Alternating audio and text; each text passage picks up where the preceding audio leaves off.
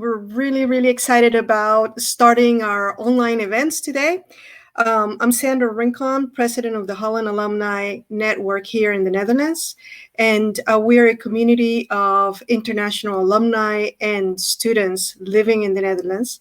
We like to stay connected, and we like to help each other where we can. So we've put up a list of events for this month that we will be holding every Tuesday at the same time, 7 o'clock.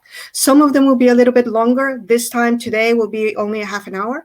But I think that you will be enjoying many of these events, and hopefully you get to also network and meet others and stay connected. So, having said that, I'd like to introduce Maria Lucia Bermudez, who is an alumna of Tilburg University, and she is our community leader for entrepreneurship. And she's been the wonderful leader who's helped and led these these online events.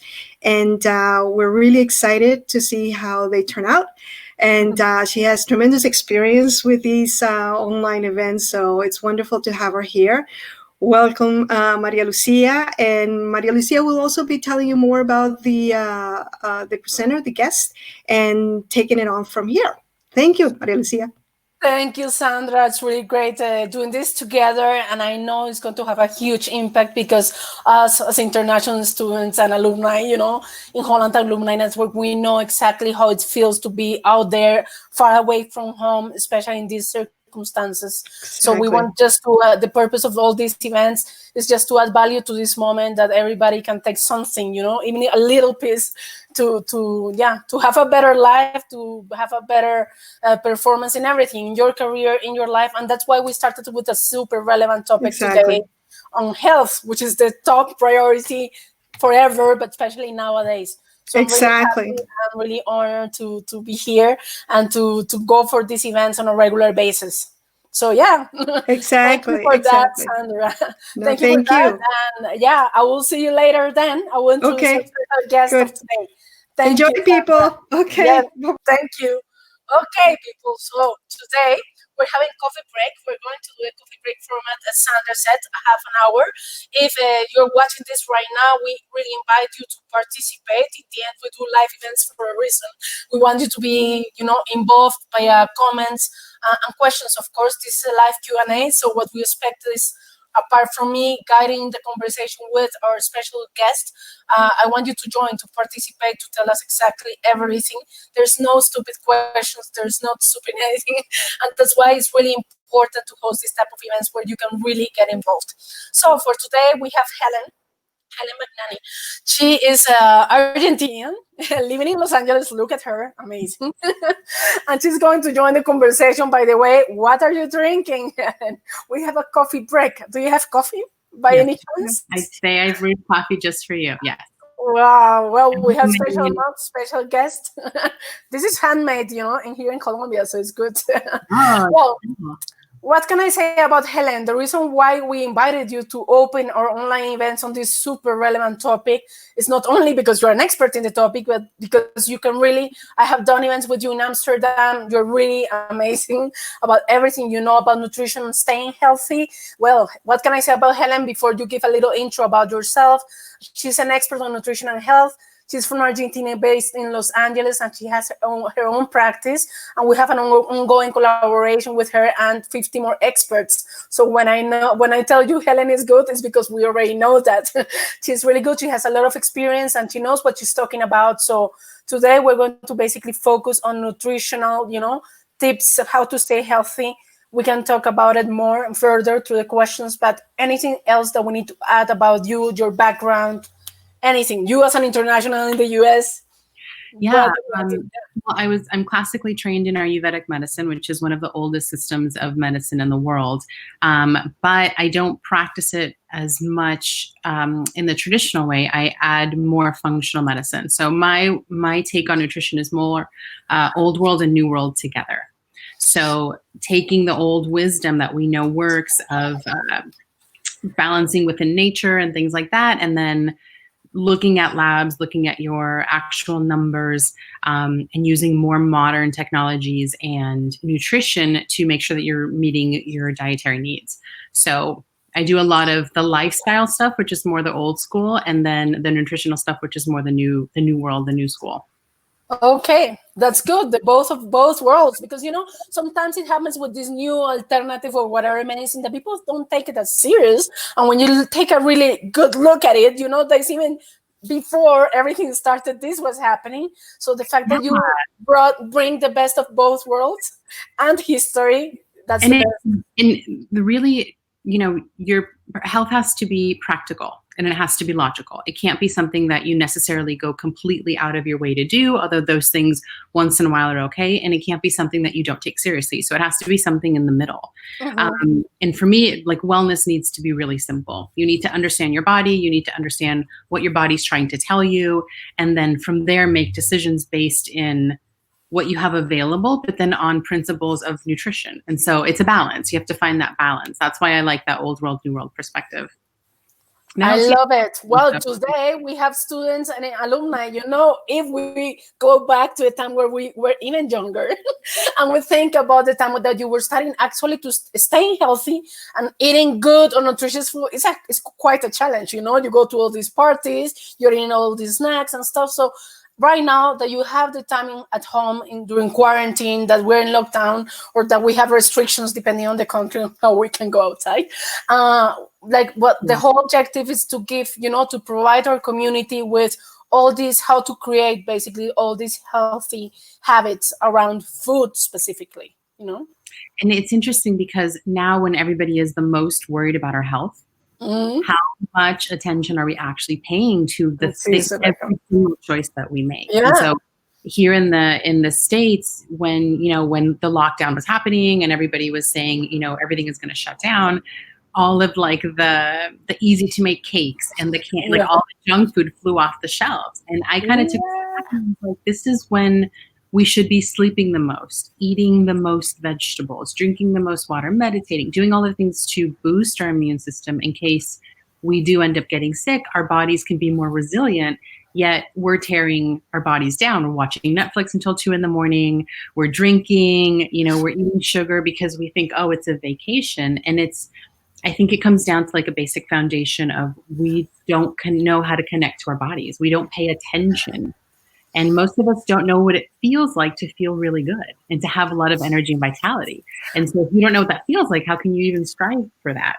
Yeah. And I think especially if you're not aware of that, if you don't know it, how can you find it? You know what I mean? Like if you say, this is how I feel when I'm healthy. If I have a really healthy life, how can I miss something that I never had? Yeah. You go to the internet and you look for the latest thing and it doesn't work. And then you feel worse or, and it becomes really messy. And really, we're not taught how to listen to our bodies. We don't understand our constitutions. We don't even understand the basic needs, like why breakfast is so important. We know we have to eat breakfast, but most of us skip it. We're busy. We get up. We run on exactly. And so, exactly. Well, let's break it down. We are thinking about red flags, so you have some signals that your body is sending you to tell you you're basically going downhill, right? So what type of signals, will give you the alert of, hey, you're not having healthy habits, and how you can get started on creating those healthy habits specifically around food, for example? So some of the most common things that people experience: pain in their body. Any kind of pain is inflammation. Yes. Anxiety or depression.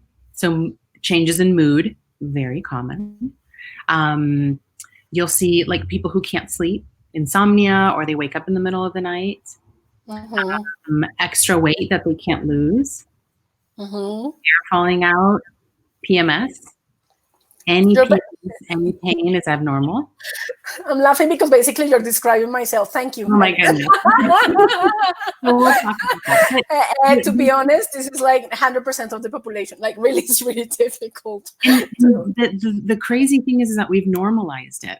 We've normalized eating and then getting bloated. And we go, oh, I just get bloated after meals. No, that's probably, it could be Yeah, there's some malnourishment there. There's something going on. There might be an infection. There might be something. Your body is giving you a signal. One of the most important things that I can tell you about food and understanding your body is that food is not supposed to make you feel energized, and it is not supposed to make you feel sleepy. Ooh. It is supposed to keep you going. It's like this. You eat and you just keep going. Like, okay, that was great. Like putting fuel in your gas tank. Your car still drives the same, right? And so if you have any of those two extremes happening, you're having a reaction to food or nutrition coming into your body. That's already telling me 50% of the puzzle of what's going on. So you're waiting too long to eat. So your body's either depleted and then you flood the engine, so you go to sleep, or you are so deprived that you literally start having, like, you get shaky, you get moody, you get irritable. And when you eat again, you feel like a human. You turn into the Hulk and you feel like a human again. You feel like, okay, now I feel better. I can function. I can think straight. So those are two things that you really want to pay attention to, is how food makes you feel. And one easy way to correct that is to eat sooner and to focus more on protein, because protein will stabilize your blood sugar, so you won't have those ups and downs in your changes in mood or in energy.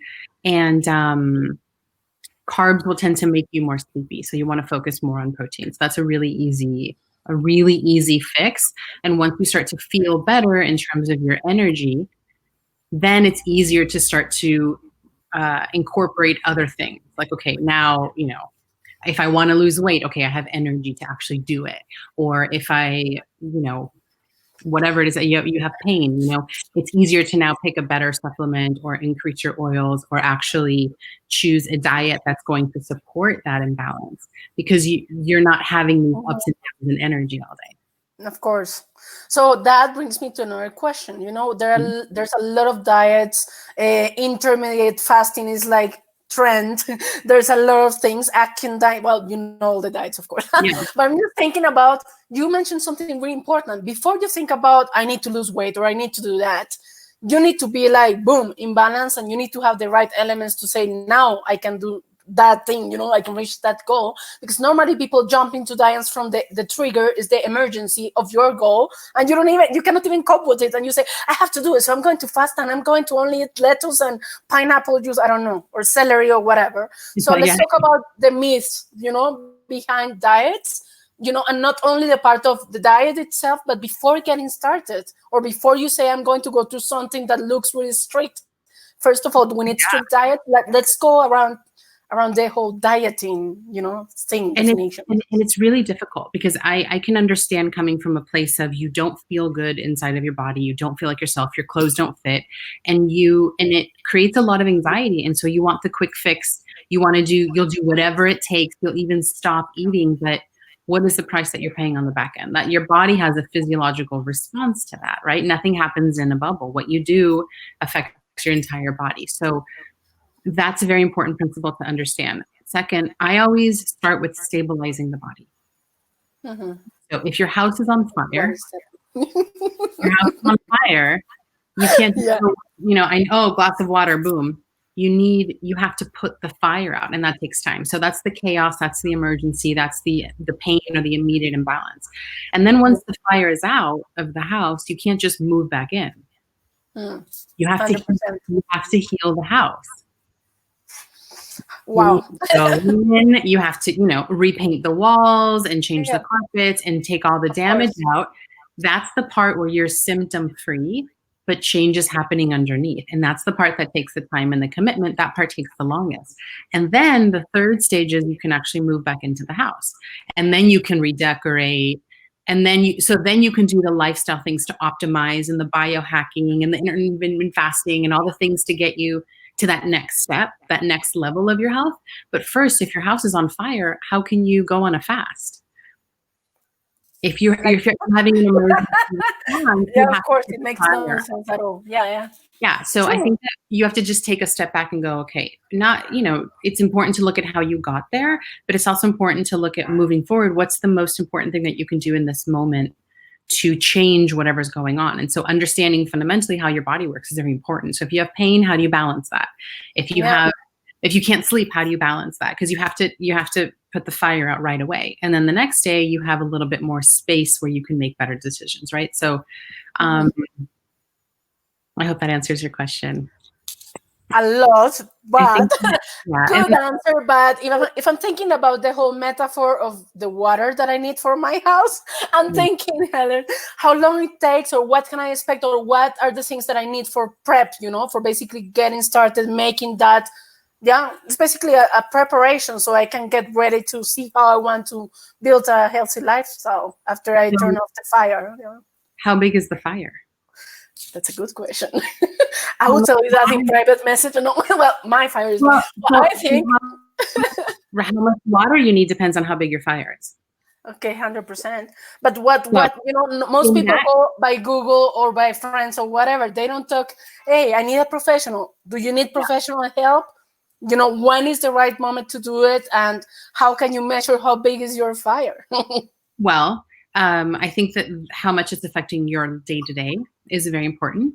If you're like, oh, I just want to lose a few pounds, but I'm okay if I don't, then that's very different than someone who can't sleep or who has panic attacks, So I think that some basic fundamental things, once you get the basic fundamentals down, then if you're not seeing any changes, that would be the time to look for an expert. And then you can say, this is what I've been doing. I eat 3 meals a day. I have snacks. I focus on protein. I go to bed at 10 o'clock at night. I wake up. I shower. Like if you have a routine down. Yeah. Here's the thing. Routines are important because they stabilize your body's circadian rhythm, which regulates your hormones. It regulates your metabolism. It regulates your sleep patterns, your cortisol, your stress, what your fight or flight is doing if you're in parasympathetic or sympathetic, where your mind goes when you feel threatened. So everything affects everything else. And so even something as simple as waking up at the same time, going to sleep at the same time, and eating at the same time every single day is life-changing for some people because they don't have that. They're all over the place. And so they're going to feel all over the place. Yeah. Well, I would say if there's something that you can do without generalizing too much, because I do believe in personalized medicine. I do believe that everybody's different, but then we all have the same physiology. So you can have a different car, but all cars need gas, oil. You have to put air in the tires. You need windshield wiper fluid, right? There's some basic things, but then how they work internally is going to be a little bit different. But for the most part, our anatomy is the same. So your brain needs protein to stay stable. So focus a little bit more on protein, and that can be plant-based or that can be animal-based. Fats are very important because our nerves, our nervous system, our brains are made of fat. Fats lubricate our joints and so forth. And then vegetables. So vegetables count as carbs. We want to stay away from the refined carbs, the extra sugar and things like that, because not only do they break down our immune system, but there's very little nutrition there. And so there are calories coming in that end up getting stored because they're not used. So if you focus on protein, fats, and then vegetables, which feed your microbiome, add to gut biome diversity, which will help your brain. It helps with your immune system. It's literally probably the most important thing you can do for longevity is vegetable variety. Then most of the things will go down, and that's essentially an anti-inflammatory diet. So you're kind of like getting a lot of birds with one stone just by making very simple adjustments. That's great. And it's really useful because it's something accessible to everybody. Many times people are just dealing with diets that's 100% restrictive, or they say you can only eat these things, or things that are like, like in bars or in shakes or in powder. And we're talking about, just going back to nature and taking what you can touch and you can feel and you can actually have. And that's accessible for students, for, it's not a budget thing. Like, to stay healthy is not unfortunately, we are exposed to all these type of marketing campaigns about look how it looks to be and stay healthy. And when you see that you can just go to any supermarket and just do that and build those routines, you see that it's actually accessible, possible. Yeah. And So if you're hungry and you go to the grocery store and you have a sandwich, a salad, a wrap, a burger, fruit, how do you choose? Well, how does food make you feel? So here's a really simple tip. If you get sleepy after you eat, stay away from carbs. Oh, okay. No carbs. Okay. If you get sleepy after a meal, because there's an insulin surge happening, it's converting triglycerides, that takes energy without getting too into it. So there's a reason why I say that. Which we can probably discuss in the future if you like.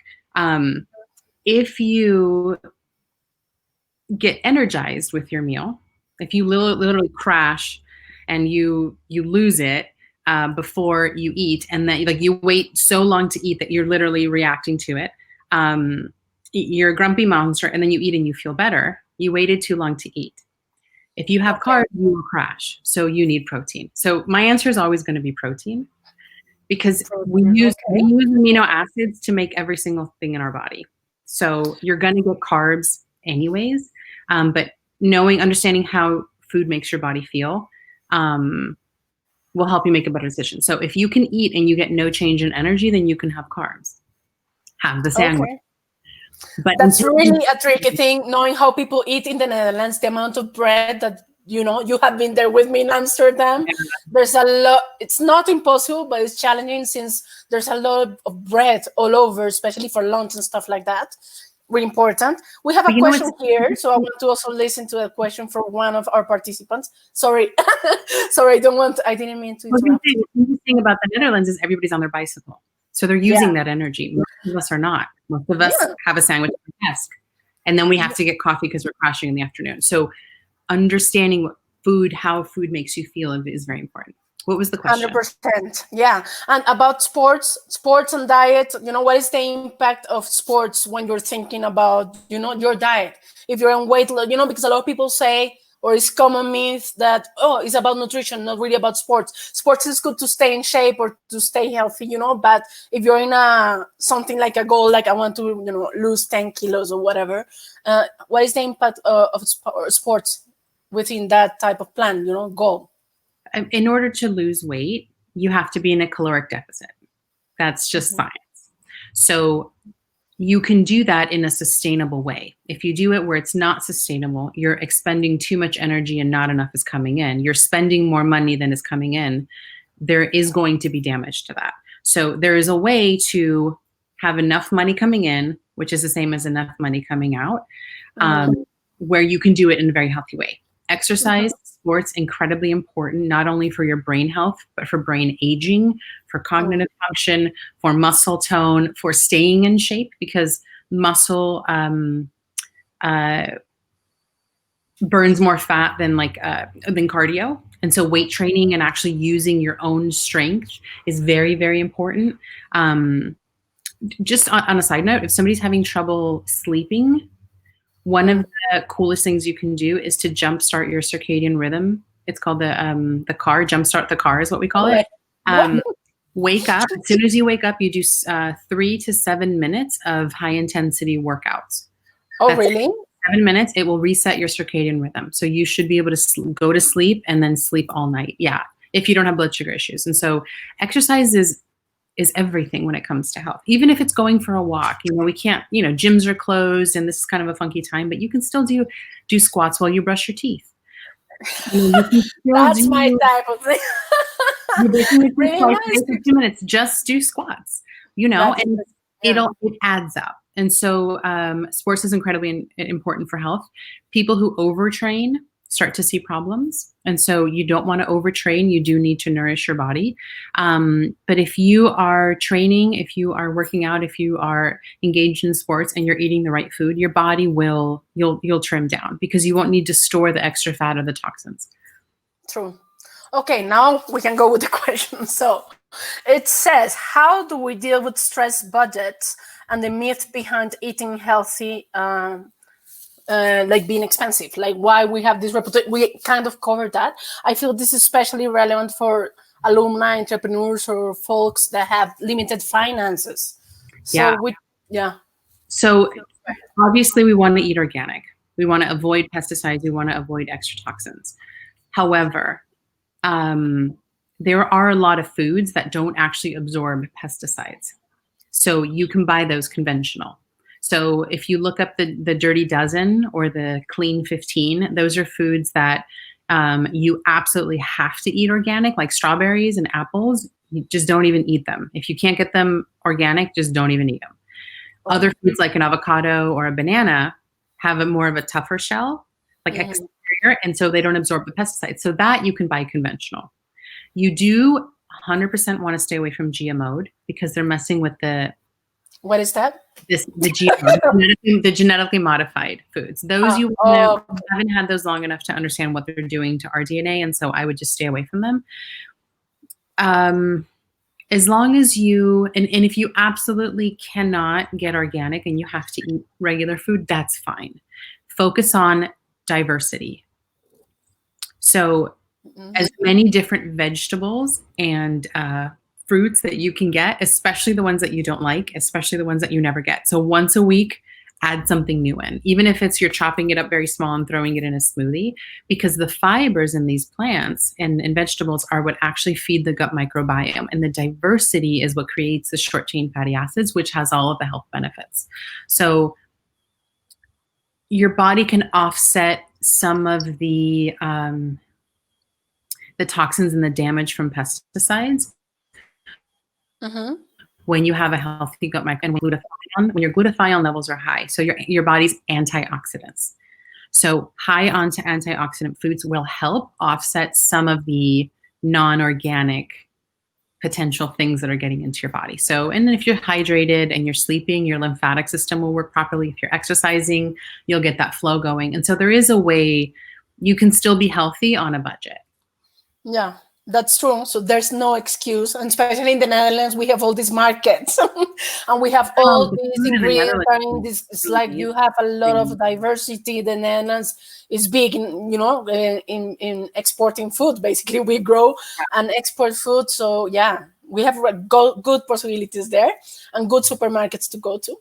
Another thing that I was thinking, so sometimes you're living with roommates, flatmates, or you're with your family, and suddenly your father or somebody says, we're going to do this diet, and you see that everybody reacts different to everything, to all sorts of food. I don't know, like what makes somebody, like the effect is different because as you said before, even if we all have cars, we're different cars, maybe you're a Ferrari, I'm a Toyota, I don't know. So the point is, how do we know what type of food works for you, like, okay, so this is good for me in comparison to you, Helen, for example, if we're both eating the same meal and I want to see the impact of that, how can I know what works for me? That's a loaded question. Sorry. I think genetics play definitely a role. In families, there's a genetic component, and there's also the fact that we pass along our habits. And so a lot of the times, the things that carry on in families are more habits than they are genetics, though, because your genetics are turned on or off by your lifestyle and your diet. So that's a side note. I think taking out food sensitivities and food allergies, and so if I have, sensitivity to wheat or gluten, let's say, and you don't, then we obviously cannot eat the same things. So taking those things out, I think it's really important to just, like I was saying earlier, pay attention to how food makes you feel. If you notice that when you eat rice, you get bloated, your father doesn't, then leave the rice on the plate or eat a little bit of it, and so that you still have that variety, but you have to honor how your body feels. And there is no diet for everybody. There's guidelines. Paleo is great.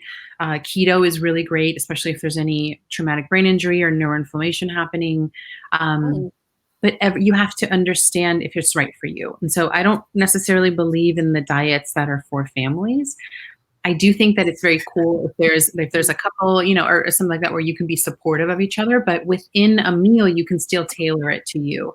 So we can have the same meal, but if you like spicy and I can't handle spicy, then you can add the spicy later.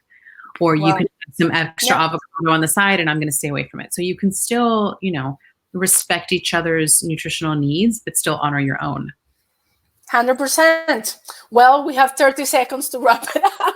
Thank you, Helen, for everything. I think that you enlighten us. For everybody who didn't, register before to this event and we don't have your email, please make sure that you send it to us via private message so we can send you this event is recorded right now. So we're going to send the video, the next steps, and also invite you to our upcoming events. And if you want Helen to guide you, because we just said, I did this with you, Helen, and I can tell you it works.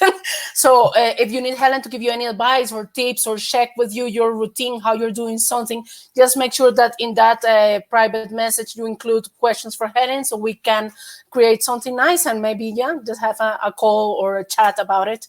We're here to help, and we're really, really happy about hosting this event. Thank you, Helen, for everything. You're full of knowledge, good experience. Yeah. And here we're also posting our upcoming event. Next one, we're going to be here every Tuesday. So the next event is on June 9th about managing uncertainty workshop. So continuing with Helen topics for now, we're going to have our life and business coach doing that workshop on uncertainty, which is also increasing stress levels, also influencing everything.